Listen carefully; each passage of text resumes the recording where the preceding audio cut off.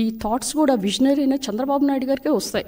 ఆయన vision 1995లో vision 2020 అంటే ఎవరు నమ్మలేదు. హైటెక్ సిటీ చూసిన తర్వాత ఆయన 2,000 కోట్లతో కడితే ఇప్పుడు ఆల్మోస్ట్ 16 లక్షల మంది అక్కడ ఉద్యోగాలు చేస్తున్నారు.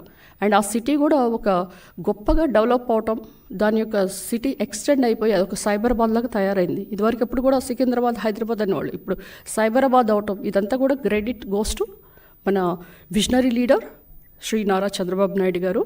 ఆయన ఆధ్వర్యంలో ఈరోజు మనం ఒక ఇంటర్నేషనల్ ఎయిర్పోర్ట్ చూడబోతున్నాం.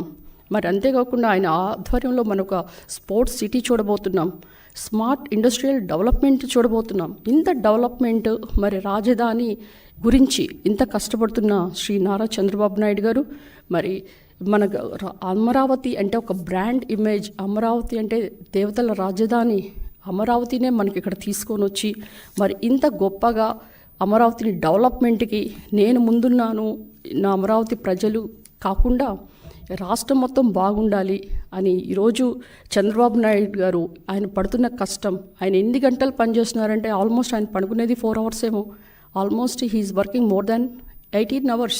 సో కనుక మనము ఈ ఏజ్లో ఉండి కూడా అంత కష్టపడలేం.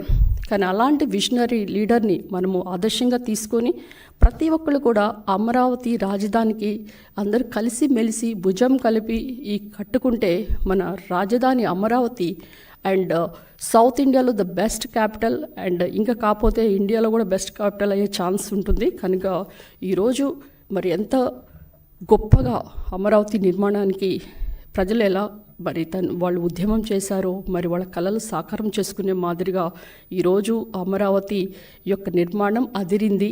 కనుక ప్రజలందరూ కూడా నిజంగా ఇంత మంచి ఈవెంట్ని అక్కడున్న ఎక్స్ ఎమ్మెల్యే ఆఫ్ అమరావతిగా ఉండవల్లి శ్రీదేవి నేను కూడా విట్నెస్ అయ్యాను.